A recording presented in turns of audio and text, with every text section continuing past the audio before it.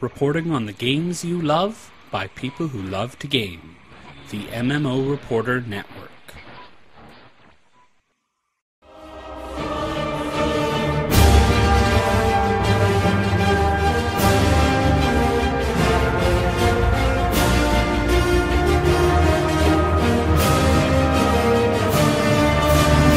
You're listening to Guild Wars Reporter on the MMO Reporter Network, brought to you by Audible.com. Get a free audiobook download at audibletrial.com/MMOReporter and by Doghouse Systems. Choose your weapon at doghousesystems.com.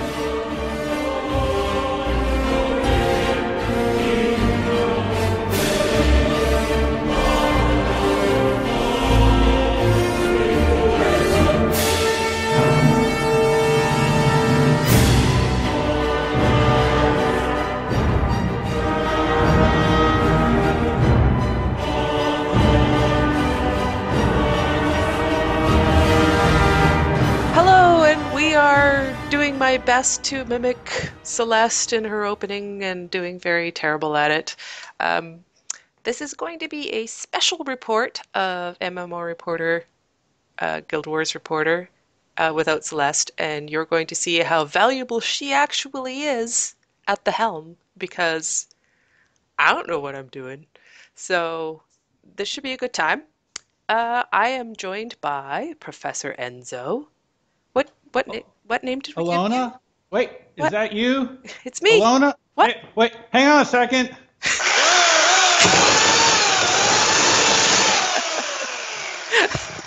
Oh, damn, sorry, these damn vines are everywhere.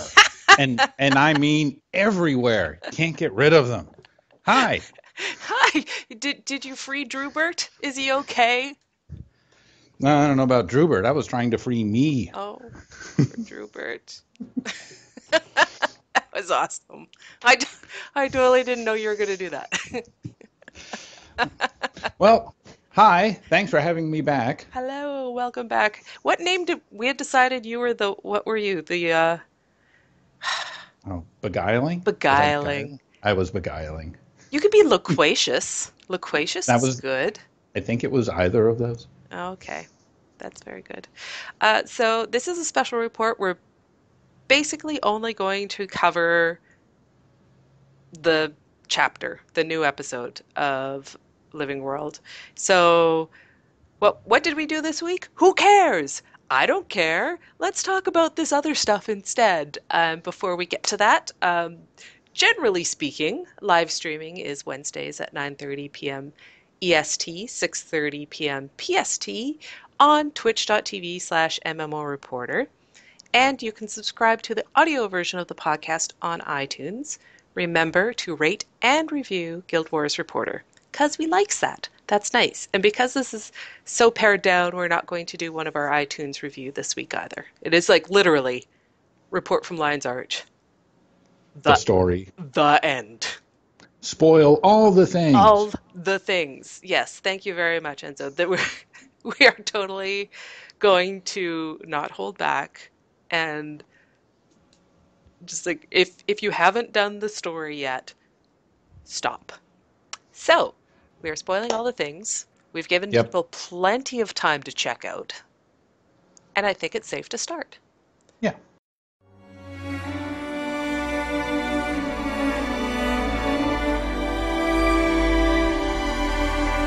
Report from Lion's Arch.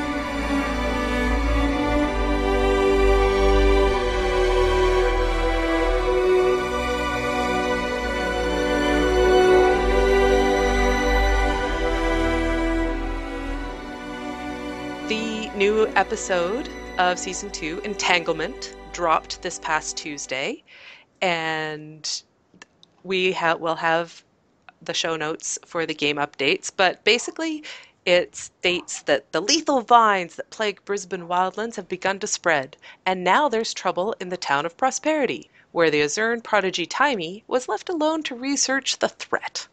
As the search begins for the mysterious leyline hub, look out for new threats and learn who's been watching from atop the mesa above Prospect Valley. Bum, bum, bum. Wait, did we learn who's been watching? It was the mysterious figure. Well, okay. But we don't know the identity of the mysterious figure. Well, yeah, I guess mysterious figure could be any number. I mean, centaurs, right? Ooh, maybe it's E. No. Oh. Well, I thought we were supposed to find out who E is sometime in this story, in this arc. Oh, well, I'm sure we will. We're only 2 in, buddy. I know. Okay. Also, for the achievements, after completing the Entanglement episode, players can showcase their tactical mastery as a hero of Tyria by completing challenging episode-related achievements. And do you want to go through what some of the rewards are, Enzo? We have new crafting recipes for the ambrite weapon set. And I didn't look ahead. I forgot what the ambrite weapon set was. They're those insects that you can find in lockboxes. Oh, those. You use those and some other things, and you take them to the ambrite dude or what have you. I don't know. You craft them, and they're the bugs embedded thinking in of amber. Of the stats. I was trying to remember what this Oh. or are these just skins that you get to pick the stats on? Because that's how they've been doing a lot of the new skins. Gosh, you'd think I would have checked that out first. Actually, I think they are actual weapons because I seem to recall that they were exotic. In addition to that, players can now raise the favor of the Zephyrites to tier 5 in Dry Top. Yay! I never made it to I think I've 4. been up to tier 3. And to be honest, I haven't been paying close attention to the vendors. So I'm not even, I haven't been working on that to figure out why I want to do that. Oh, it makes a huge difference the higher tier you are for buying. Well, the keys specifically, the Locksbox keys. For me, anyway. That's important. And you can also be on the lookout for unidentified fossilized insects found in buried locked chests. And those you can trade into a vendor in the new section of the map. There's another new set of weapon skins. That's the ambrite weapons. Apparently, I should have done more research before going into this. But it's your professionalism that I respect. And humility. Like I'm one to talk here. Someone with a keen interest in entomology should be able to help players identify what is encased within. So that's the basic notes. There was obviously notes for profession updates, game bug fixes, just your generic. They did some extra stuff. You can check those out yourself. There's also the Black Line Trading Company gem store, new items and promotions. There is a leyline weapon skin that's been added to the weapon specialist for the introductory price of 1 Black Line claim ticket. Tickets and ticket scraps can be found inside blah, blah, blah. A new mini chicken-nado is available in the toys category for the gem store for 500 gems. And this is a new foe that you have to fight in the Dry Top region. I have yet to I've seen the announcement of the chicken-nado, but I've not actually seen the chicken-nado. So I'm really looking forward to that one. And a new permanent leyline finisher is now available in the upgrades category for 800 gems. And it looks sweet. Does it? I haven't looked. Go find a video of it. It's impressive. Is it better than the llama one? Because the llama one is pretty amazing. Well, it's different. Okay. It is lacking the cheese factor of the llama or minstrel finisher. So I also love that one. It's not quite as trolly as those, but it looks cool. It looks more like the laser from Tecatl. There was around Tecatl time. There was a laser finisher, a mega laser finisher, I think it was. Yes. It's more along that line than the lighthearted, I'm trolling and dropping a jack-in-the-box on you. I'm going to have to check that out. And lastly, each race and gender now has 3 new hairstyles available exclusively from the self-style hair kits and total makeover kits in the services category of the gem store. And they're pretty darn good, actually. I love the Lion-O char hair. Yeah, see, I should have seen that coming because just last week I used one of my hairstyle kits that I had gotten. Is that one of your somehow special in skills? some kind of drop? Yeah, and so I did that, and I've got my new hairstyle and everything, and that's hey, yeah, that's great. Now they come out with new ones. It's like Well, okay, do you like any of them more than what you chose? No, I didn't look because I didn't want to be Oh, bitter. gotcha, gotcha. That's impressive. I totally would have looked and fumed. Well, I still might. Oh. The ley line weapon skins, I like almost all of them, like quite a bit. And I actually used one of my one ticket that I had, and I got the scepter, and I'm kind of in love. The only thing that bugs me about the scepter, this is tiny, tiny, it's not like super serious, tiny, is that the staff will condense because it's made up of floaty bits. Hmm. And when the staff is stowed on your back, it condenses down, kind of like the Casimir staff and the what's the one that you get for achievement rewards? Zenith. Hmm. They condense. The scepter is very, very similar, but it doesn't condense. So when it's on your hip, it's like basically dragging the ground. Oh, it's like the Charazuka, which I went and got for my warrior one as a present for her making 80. Oh. And yeah, it drives me crazy because it's always dragging on the ground. See, it doesn't bother me when it's things like swords or, like the super, or a mace even to a certain degree, or what have you. But scepters tend to be, I don't know. It's just a bit long, I find. I want it to condense down with an effect like the staff does.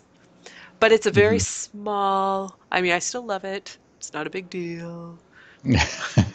Well, it's a big enough Yeah, deal that I'm mentioning it, but the that's about the it. ley line weapons all look really good. I think this is the best looking weapon set I've seen in a long time, and I've got a ticket that I've been saving, and I might have to go spend it. I just have to figure out what I want to spend it on. If The I longbow. if I Ooh. had had a ticket when the Love Struck were around, I'd be having one of those in a heartbeat. No pun intended, actually. No I pun see what you intended. did I there. totally unintended. Oh, I'm gonna make myself cough.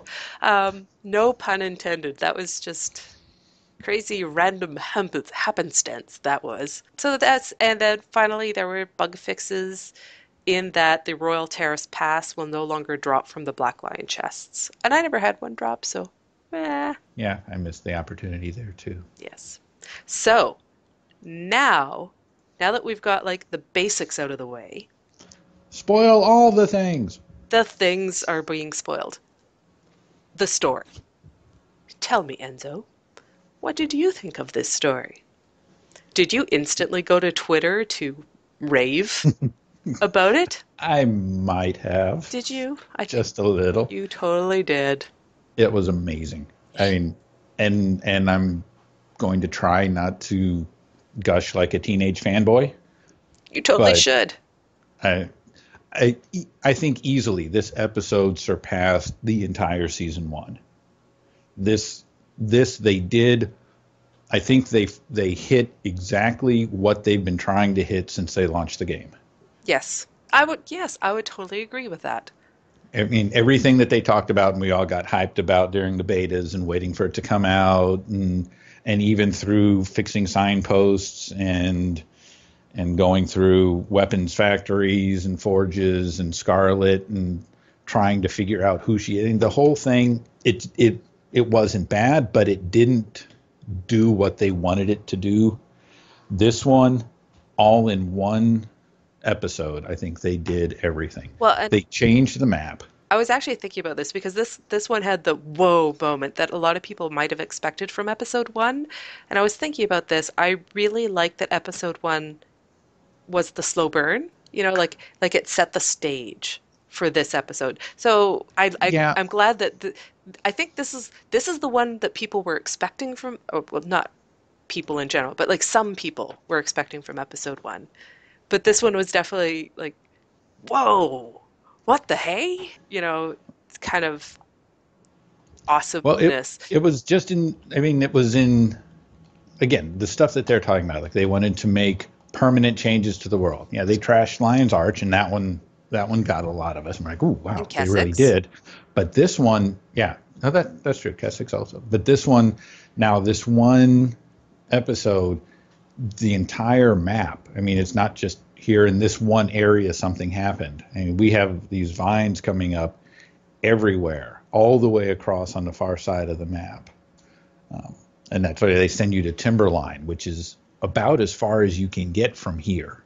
Here being the dry top. So you have that going on. Well, and I was actually even thinking like they took like several steps ahead, like forward in their process, but in some ways they took like a step backwards, but in a good way. And I think Celeste and I talked about this on one of the other shows, like pulling more from Guild War One's playbook a bit, like in the what worked there that we haven't taken advantage of yet. Do you know what I mean? Well, yeah, and I think it's a lot of the feedback that they got. Like one of the things that we've heard over and over and over again was, "Why is Traherne the hero of my story?" Well, in this one, they've put you, the character, front and center, and I don't think they could have done it anymore. And they have the NPCs calling you boss.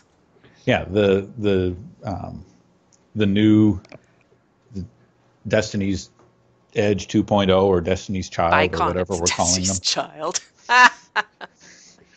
But they call you boss, and they're like, "Oh no, let the boss go first to go check out a new area," or Taimi unlocks some new weapons, and "Oh no, this is for the boss to use. You don't get to do that."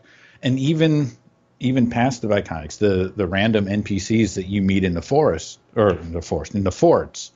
And they're like, "Oh, well, we were going to keep the doors locked and weren't going to let anyone in, but you're you, so you go right ahead." And it's like, "Oh, wait, hang on, I am famous." Actually, it was interesting. Key from the Mock Guild just finished her personal story, like right before episode 2's launch, like a half a week before, and then we were doing episode 1 on the weekend for her, and we also did this one last night together. And she was saying that she didn't really understand why a lot of people had been kind of down on the Traherne character. But because she finished this so close, the personal story so closely to these episodes, she understands what people were saying, like about it wasn't about me anymore. Was she by chance Sylvari? Yes. But she actually didn't, it was actually kind of interesting. We went in as a group to do the personal story for her, and it was started by another player. And so it wasn't, even though she got the credit for doing it, she was not in the cutscenes and stuff like that. But this story arc does it really interesting. It doesn't matter who is leading the story instance. Like when you are in the machine, every person. Oh, and we haven't even gotten to that yet. Yeah, no, we're jumping all over the place. When you're in the machine, every single player sees their own character. Because we were on chat and we were talking, and so I can't remember who it was. I saw me. I think I went in. Yeah, we took turns taking the instances, and so it was like, do you see me or do you see you? And like, oh, I see me. I'm like, oh, well, that's cool. Yeah. So everyone sees themselves, which is really good. Yeah. Maybe we should do just a really quick recap of the story. Sure. We get a message. You run into Dry Top to find Taimi, and the vines are everywhere, and everywhere means all over Tyria. And while you're in there talking to Taimi, there's an earthquake. A bookshelf falls out of the way, and there's a secret passage revealed. You go through that. That was Scarlet's hidden lair. hidden lair. The mad genius of Scarlet hides an entrance behind a bookshelf. It fools everyone, apparently, in all worlds, in all genres. No one looks behind the bookshelf. No one looks behind the bookshelf. So you go down there, and actually there's a lot more history, a lot more story and context, and a really nice throwback to Yackington and the guy whose name I'm... Nicholas Sanford. Yep. Who talk about coming to Dry Top back in Guild Wars 1 days. So that's always nice. Well, we were talking before the show, like when we went through that the first time and we clicked on that and read that it was from Nicholas Sanford, I gasped. I went, oh, I was so I remember excited. him. I was so excited. Here, have my So, spider legs. Give me some treats. so this leads you to the new section of the map, which is gorgeous. Mm-hmm. Oh my gosh. You first walk in there, and it looks similar to Dry Top. I mean, Mm-hmm. it's desert. You still have sandstorms, but you find an oasis back in the back of it Well, there's that's really nice. There are friendly centaurs. that look like cows. Yeah, they do have kind of a cow look. I actually have to go back and look at the original centaurs to get a closer look at their face. But this seems to be not another species, but A variant. a variant of the centaurs. Mm-hmm. But you go back through there and you find the cave where Scarlet had found her first ley line, as it were. Well, the first confluence of ley lines. Yeah. And that's where she had set up to do all of her experiments, and had even brought Ulan's machine. And we Omad. find Omad. Ulan was another. Ula was in Eye of the North. That's sorry again. But we find out actually in a short story that was posted on the website, and we should link that in the show notes for people who haven't seen it. A story of when she becomes Scarlet. Yeah, called What Scarlet Saw. And we find out that there's this machine that her mentor was experimenting with, and he shoves her in there and turns it on. And somewhere between the machine, the magic, or the acid pills, I'm not sure which, her mind was opened and she saw the entire eternal alchemy. And that's a lot of the sketches that we've seen hanging on her walls. And it also drove her insane. So we find this place, clear out a bunch of inquest because they're inquest. And then Taimi, who has been digging through all of Scarlet's stuff, discovers that there are 2 waypoints that are standing out as being under attack from the dragon. So we leave her behind to continue her research. We go off first with Rox and Brahm to Timberline and find some magical artifacts that were being transported, and they were attacked by the vines and the plant creatures. And so we helped them. Then we go off to Concordia. Yes. Where we find Marjorie's sister. Nope. Or we were at Concordia. That's in Timberline? Yeah. Oh, so It's just the next. It's like how I'm helpful. Nope. Yep. Yeah. No. Yeah. So yeah, Concordia first to the fort there. Yeah. And it's been trashed. Yes. Like many things. Then after we fought off there, then we go to the other fort that I thought was Concordia. No, it's Fort Salma in Salma. Kessex. That's it. And that is also being trashed. That's where we find Marjorie's sister, and we find Marjorie and Kashmir there. Mm-hmm. And we fight off all the villains there. And particularly one big bad, that's quite a fight. Yeah, they introduced a new mechanic in this boss fight where the boss will shield itself, and Marjorie actually summons undead, and you have to protect the undead as they march towards the big boss. Once they get there, if you keep them alive all the way there, then they'll take down the shield, and then you can do damage. Yeah, it was actually fairly quick to pick up what was like, even if you missed the exposition from the characters. It was pretty easy to pick up what was needing to happen. One thing that I did notice, because it's not an easy fight. Oh no! And I was running through it solo. I always like to run the instances solo first, so I can just take my time and see what's going on. And it's a tough fight, but it seemed that it got easier as it went on. Like okay, we don't want to kill everybody off. We don't want them to get bored. We don't want them just stuck here forever. And really, the second 2/3 of that fight went a lot easier than the first. I also wondered, there were a couple times where I rallied, and I probably shouldn't have.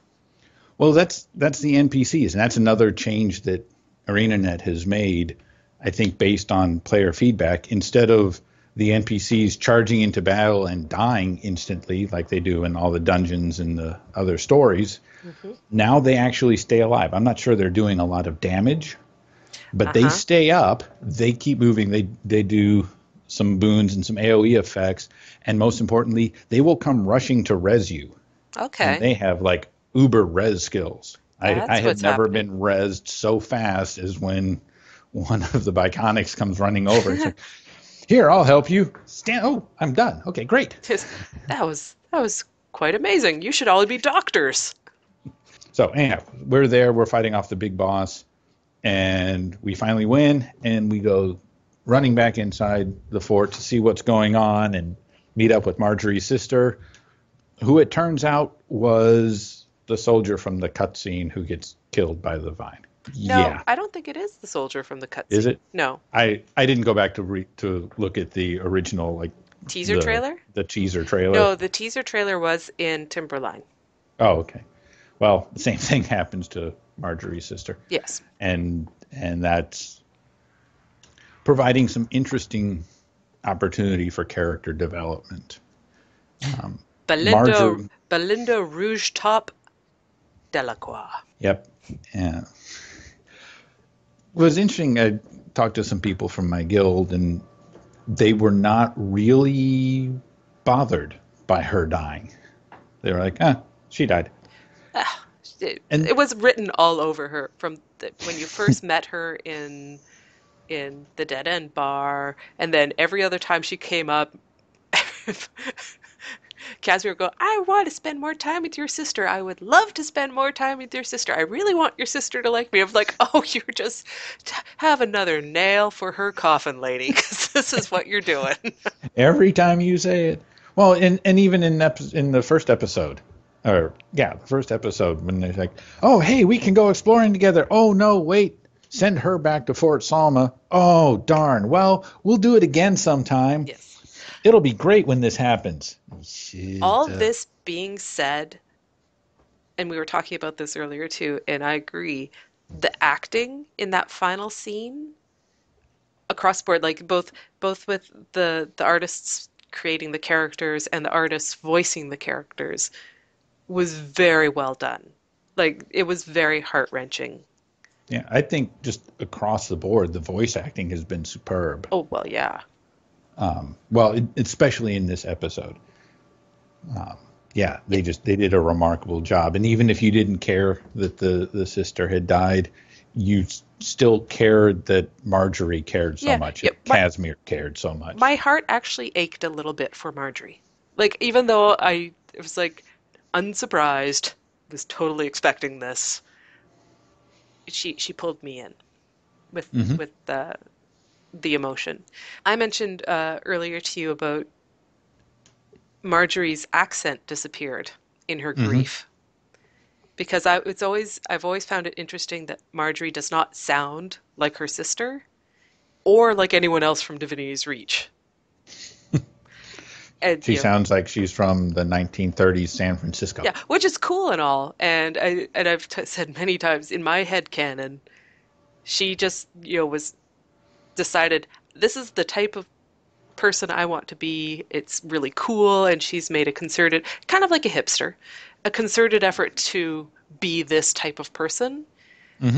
But in her grief, she lost it. And I don't know if that's on purpose. I don't. Or if just that accent was hard to keep up while playing the grief. I would like to think, I would think that they're professional enough as actors. Yeah. That they could do grief with accent. Yeah.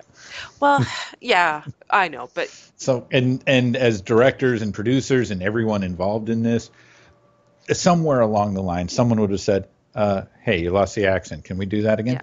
Well, because it's very obvious that Marjorie's hiding something about her life. Do you know what I mean? Oh, yeah. She's very guarded and all that. So I could totally see, like, okay, this is starting to strip away her layers.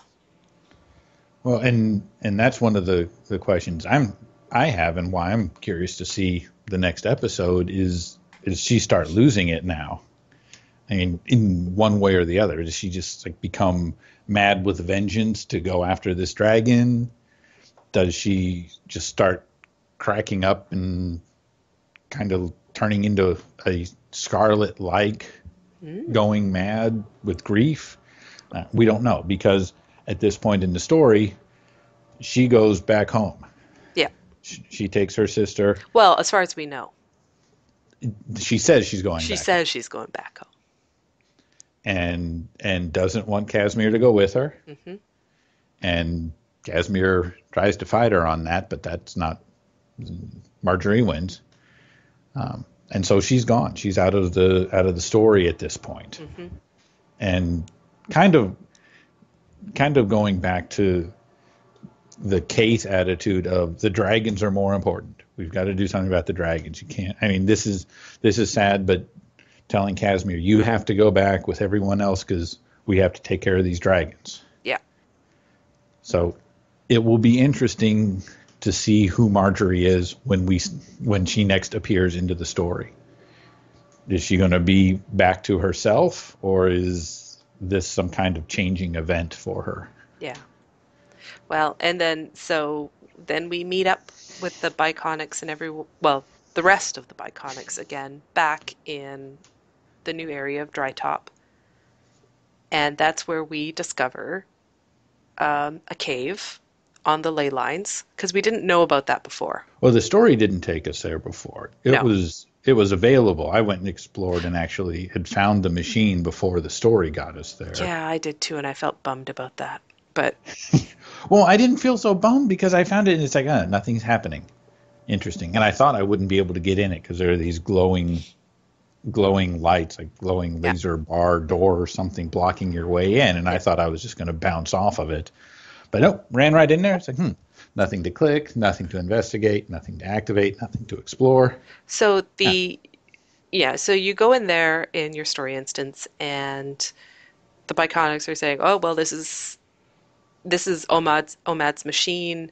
Scarlet transported it, he teleported it here, because where it was when she went into it was a different ley line. I think it might have been weaker. I'm not sure exactly, but I think they mentioned that to some degree. So she brought it here where there was a better grouping of ley lines, and she made some tweaks to it as well. So even though we linked what Scarlet saw in the show notes, her experience will have been different than what happens next in the story. What's about to happen? In that, while we're all you and the Biconics are discussing what we should do, Taimi. Well, but it's not just discussing what we should do, but it's concluding that we should not activate this machine and we should not go anywhere near it. Specifically, clearly, Taimi should not go into it. And while doing this, Taimi goes into it. Because she's Taimi. And normally that type of behavior in a youthful character would make me want to throttle them, but it's Taimi. I love Taimi. And Taimi is us. And Taimi is us. So, yes. So you rush in to get her, and she gets booted out, and you get sucked into the machine, and the machine turns on! And you get a vision of what Scarlet saw, or a close approximation. And it is amazing. Maybe one of the best cutscenes I've seen in any game. Certainly it's the best one they've done here. Mm-hmm. It was just completely floored by this. And this is the one I was talking about earlier, where even if you go in with a group, you will always see your own character in this instance. You're not watching someone else and that's do good. It. And it's awesome. That is just it's just a great bit of detail to it. Mm-hmm.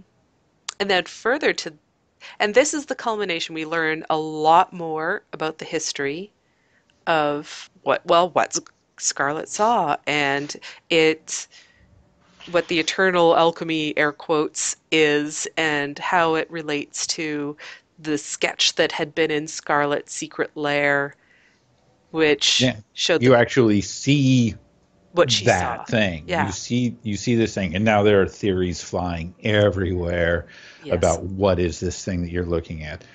It looks like if you've been through the story, and you must have been through the story if you're listening to us at this point, you know what we're talking about when you see there's a glowing white Orb. sphere in the middle and 6 orbs around it, and that's the shape, and kind of like a parentheses around it, like not in a like on either side of it. And many of us saw that and went, hey, that looks like the Realm of Torment from Guild Wars 1. That is exactly the Realm of Torment from Guild Wars 1. So you're looking at that going, well, is that tying into this somehow?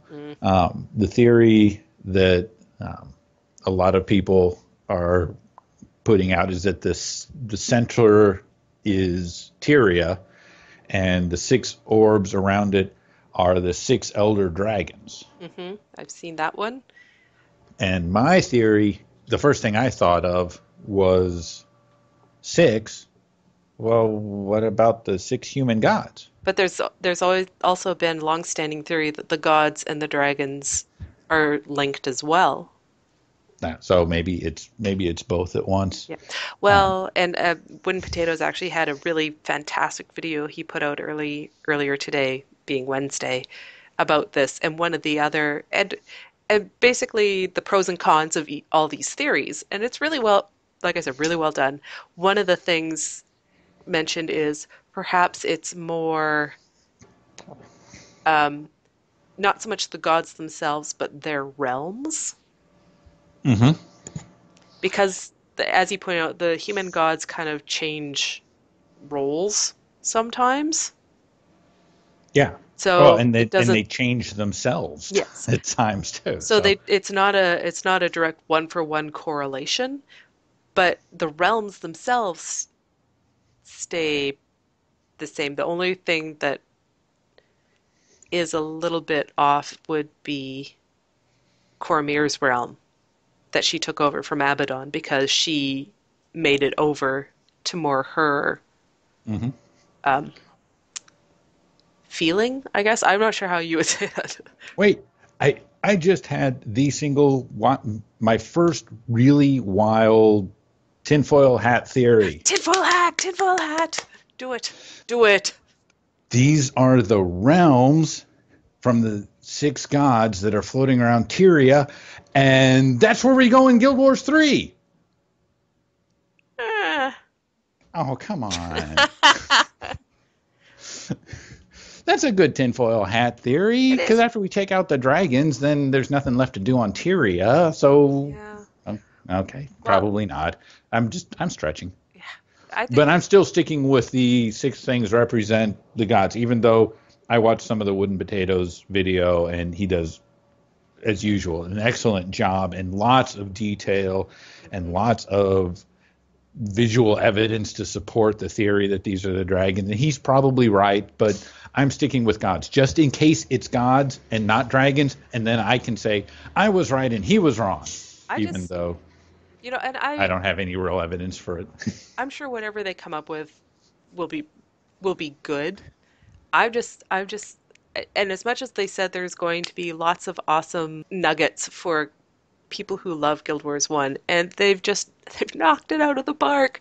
Like, one of the letters or things that Scarlet was studying beforehand was a letter from Varish Osa, who was the main villain in Guild Wars 1, talking about how to make 2 disparate groups team up, thinking they're doing it for themselves, but really they're doing it for you. People.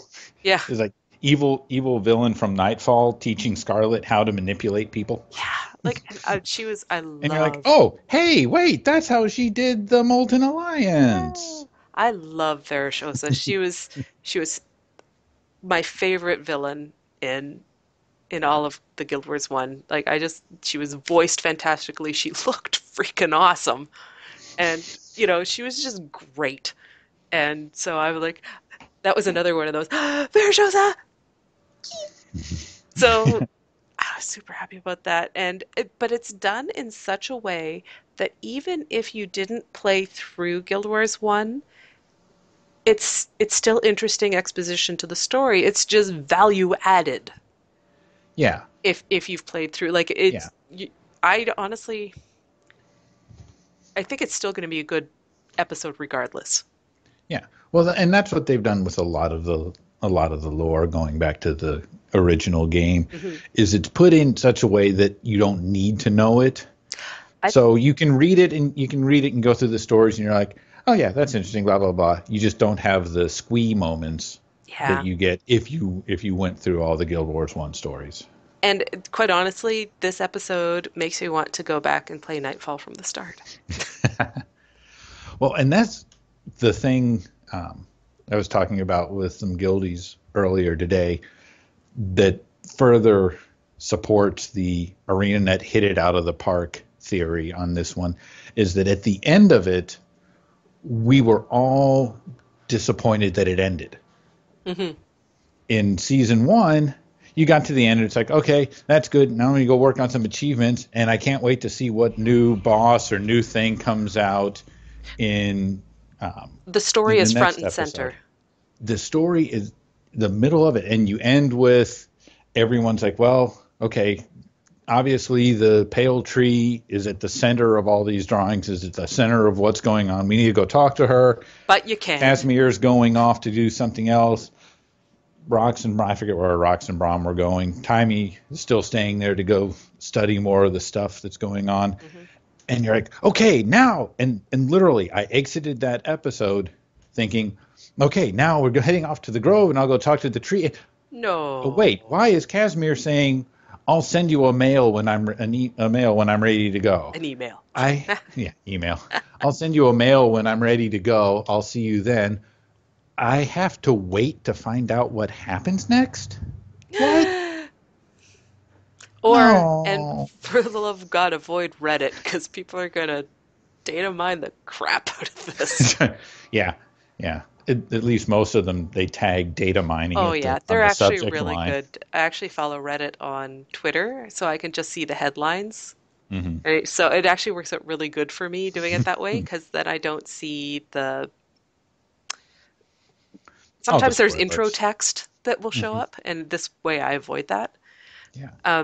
You made a point in the show notes about character development. We obviously went into Jory a little bit, but you have this theory. I see a little. I don't see Rox and Taimi getting along very well, and mostly it's Rox. And who's in the middle of that little fight there? And that's Brom, and that's why I think they're not getting along.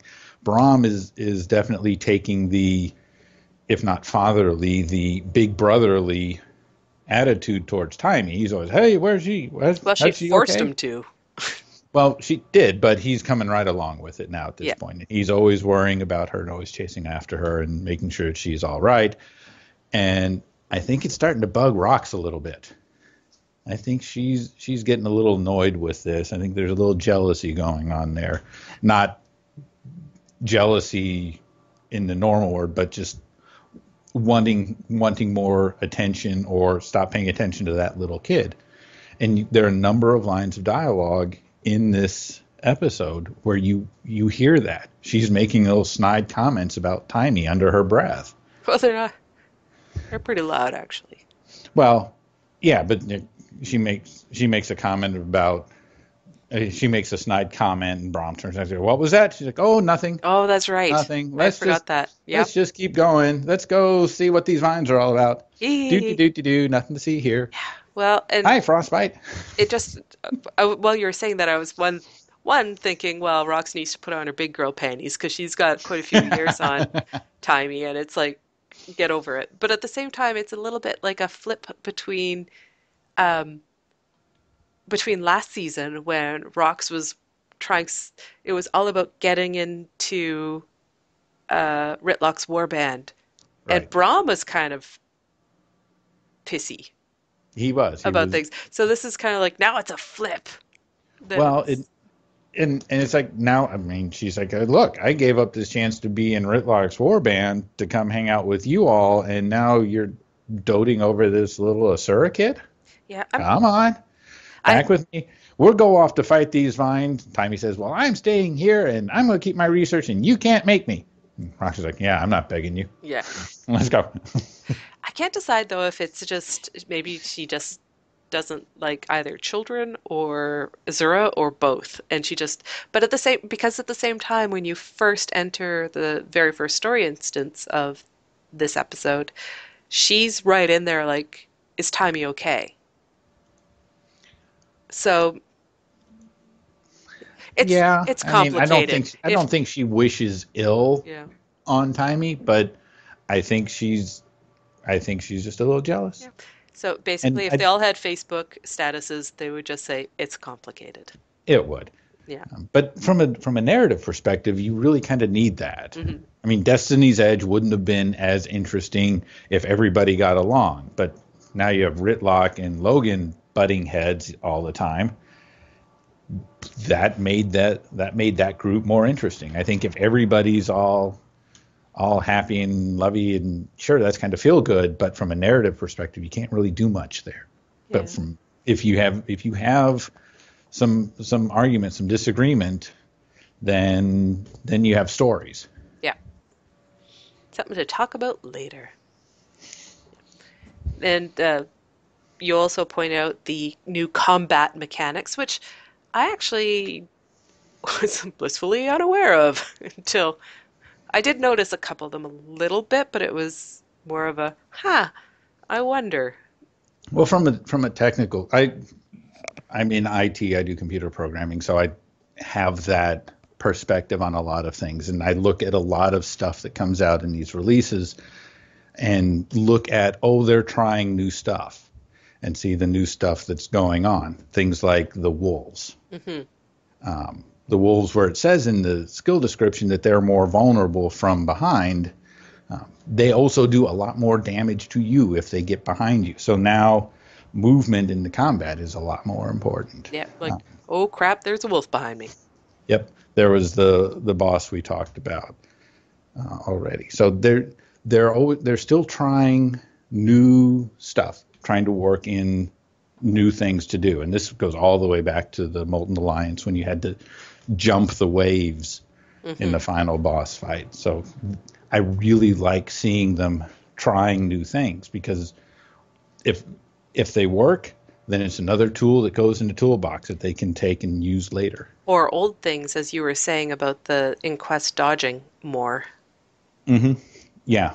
We're talking to some people, and apparently the inquest used to be a lot more active in combat during the betas, and they had to dial it back a lot because people were just not only just complaining about it, but found it too challenging. Well, it was a new thing. I mean, trying to think of other MMOs where you move a lot. Mm-hmm. You move a lot more in this game than other MMOs. So people weren't used to having to move around in dynamic combat. Yeah, the player base had to mature. Yeah, but now they've brought that back, and the inquests are dodging and zipping around you and being annoying. Yeah. Damn inquest. Yeah, that's okay. You show them. You get Scarlet's laser and zap them. Yeah, for achievements and yay and fun. So, yeah. All in all, I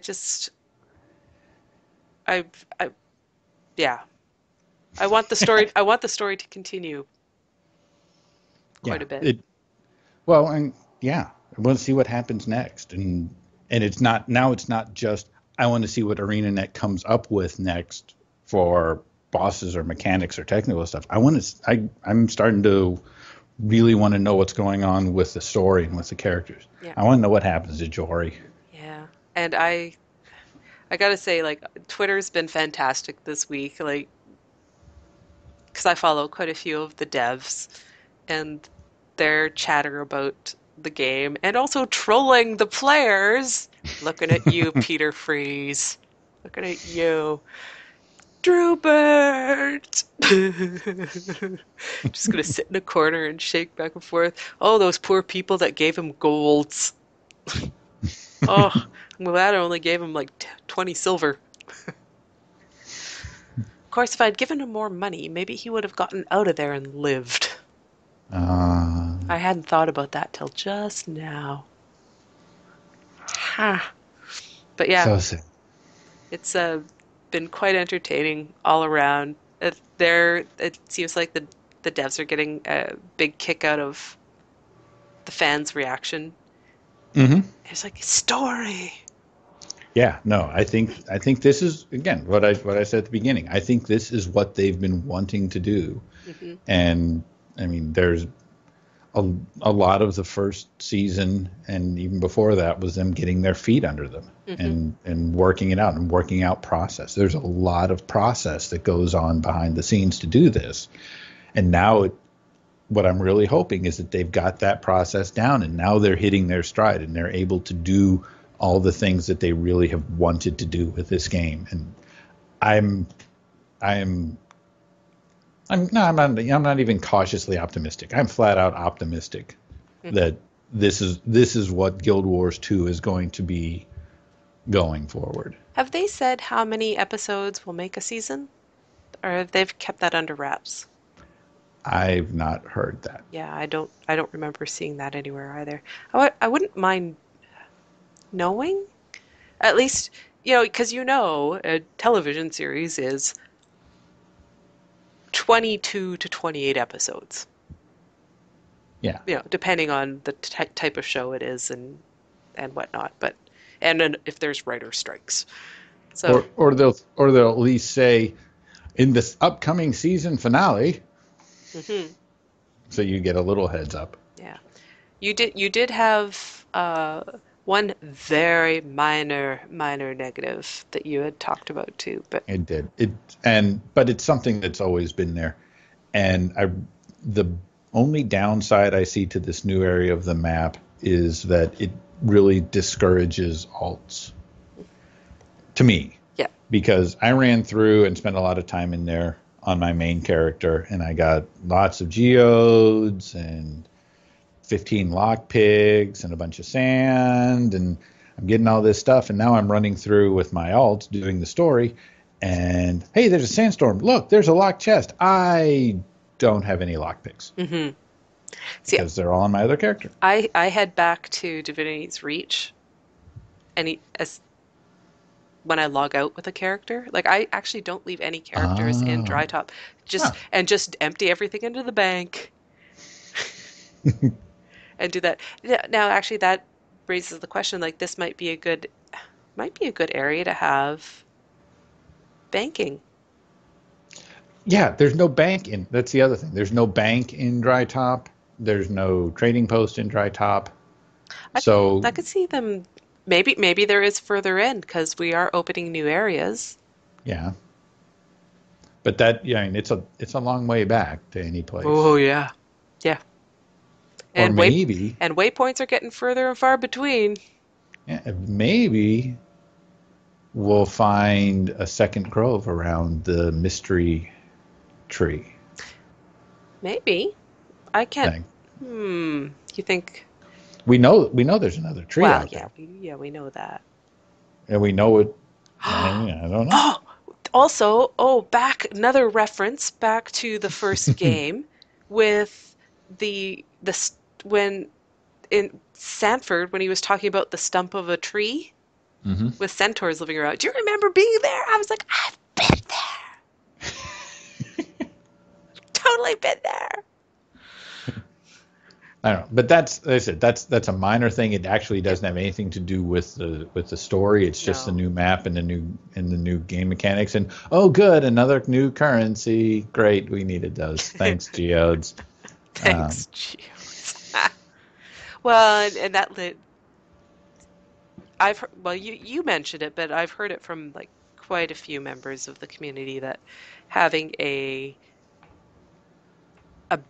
account bag, a shared inventory bag, one shared inventory bag that is purchasable either gem store or craftable, perhaps. I could, well, they wouldn't make that.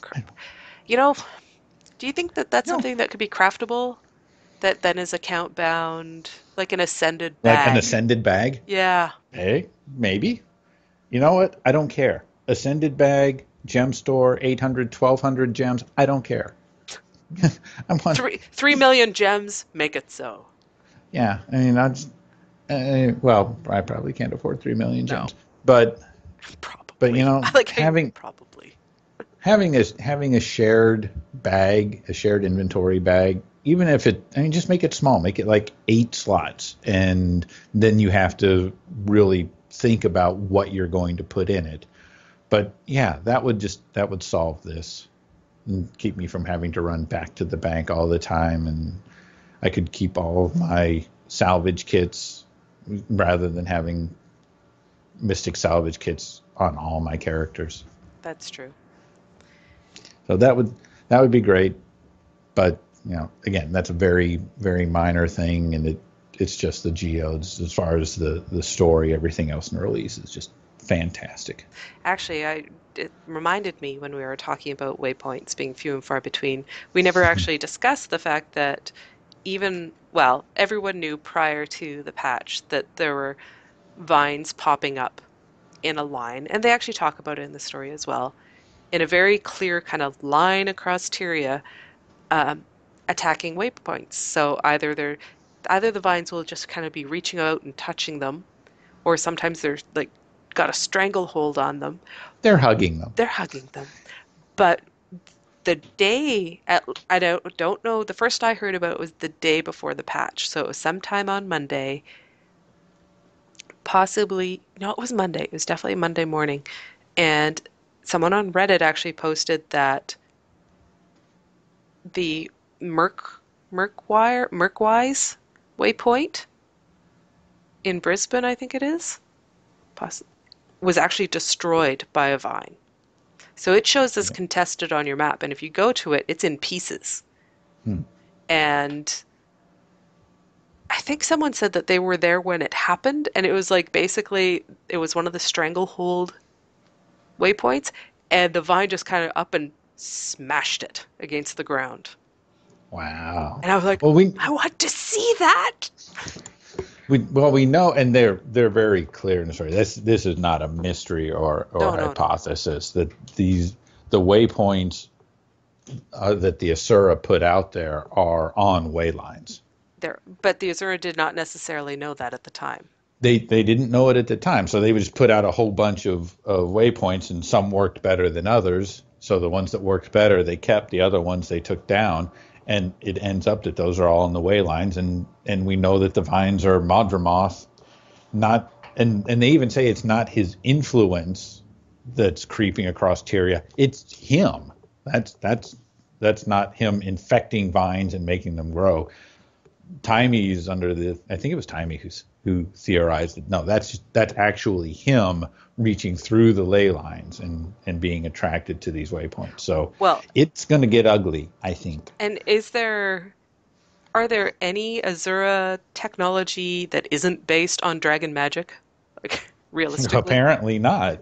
Like, it's all based on dragon magic. Although basically all magic is linked, I guess is really the upshot there. But ooh, and that goes back to the human gods being related to the dragons. Mm-hmm. I was going to say something. Totally left me. Well, I think I even talked to many episodes. Oh, maybe I didn't talk about it on the show. I can't remember now. But basically, if you think about trees, like they've found like entire forests of trees that are hundreds of miles apart, but they're the same tree. Mm-hmm. So there's precedence even on our mundane world for this. Wow. But yeah, it is a fantastic episode, and I have not really heard anyone being disappointed. Normally you'll hear somebody trolling somewhere about, oh yeah, but they didn't do X, Y, or Z or whatever. But I've not heard really any negative stuff.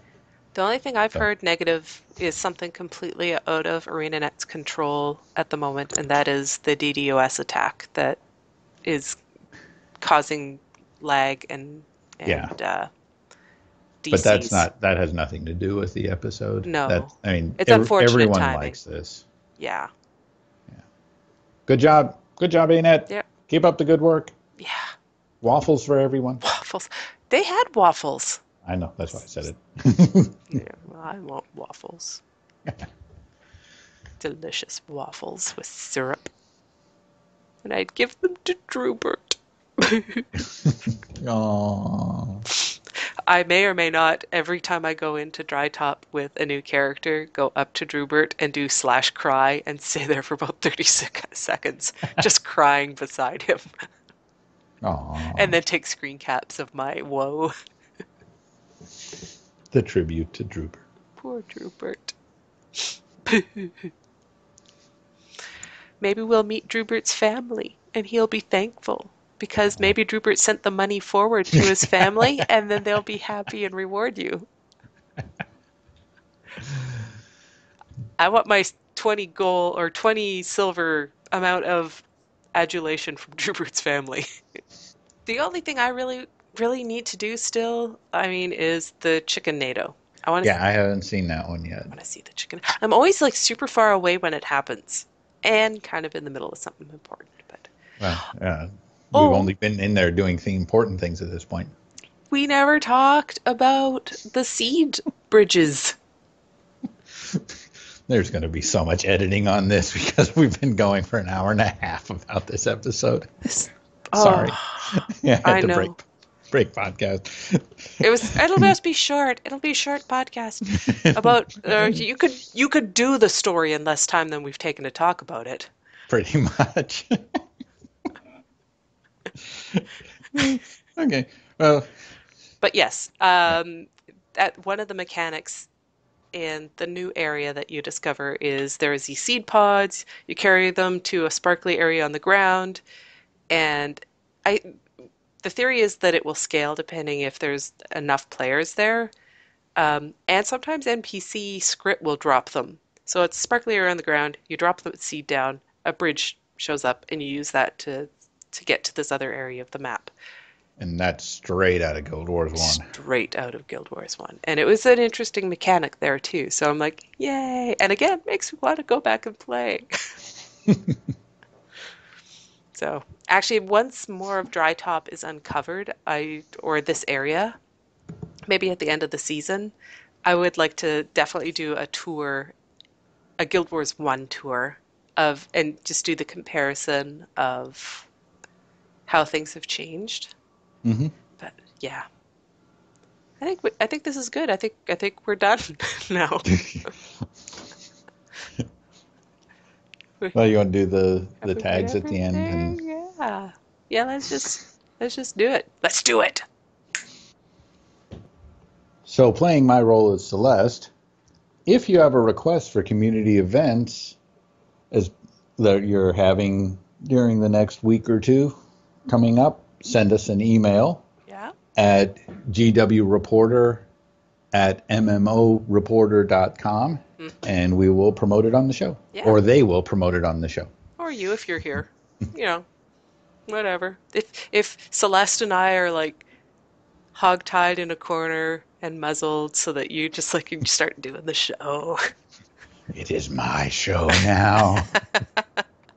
Or if you've got a burning question for our Ask an Azura segment, which we will have again next week because this was all report all the time, just let us know. So if you want to support our sponsors, you can go to Doghouse Systems and use the coupon code MMOReporter at doghousesystems.com, and they will double your RAM. Or you can, or you can go to audible.com/MMOReporter, and they will get you a free audiobook of your choice. And books are good.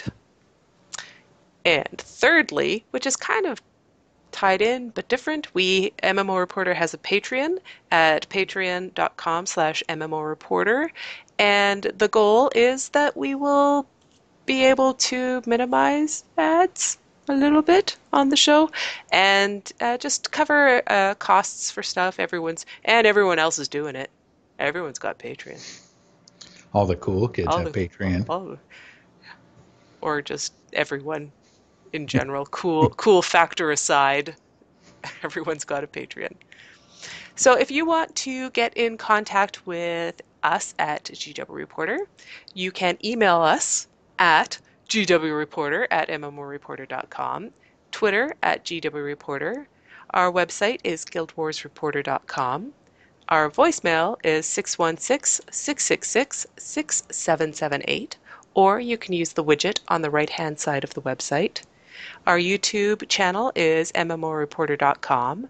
And remember, oh, wait. No, it's not. No, it's not. Our YouTube... Even I know that. I love .com. I .com everything. It's .com. Our YouTube channel is MMO Reporter Network, and remember to like our videos and subscribe to the GW Reporter playlist. Facebook is GW Reporter, and our poor neglected Tumblr is gwreporter.tumblr.com. And you can visit us individually on Twitter. Celeste is at Seliyuki. Alona, which is me, is at One Big Pair.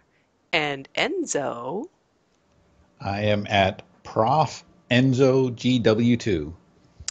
And I'm actually tweeting more these days. You're becoming a tweeting fiend. A veritable fiend. It's like a drug. It's enticing. Once you start tweeting, you can't stop. I never understood the tweet thing. And I wish I had paid more attention to how Celeste ends the show, because I can't remember. We miss you, Celeste. Something about we'll be back next week and hopefully see you in the game. Yes, something like that. That's the paraphrase. But most importantly, we hope to see you in game. It's the part leading up to that I can't remember. Yeah. It's not like I do this show every week or anything. No. Well, you're not paying attention by then. By that point, I'm chatting with chat room. So, all right. Thanks so much, Professor Enzo, for hopping in last minute. Well, pretty much last minute. Oh, I thought we were just ending and done with the see you in game part. No, well. Yeah, let's just have it end there. No, we have to thank you. Oh. Okay. You're going to get thanked and you're going to like it. Okay. Thank you for hopping in and helping out with this and getting all effusive about the episode. My pleasure. Love having a chance to come and chat with you all. Yeah. I'm an all? Well, you and everyone who will be listening. Oh, that makes sense. All right. Well, thanks again. And again, everyone, we hope to see you in game because it's been awesome. Later.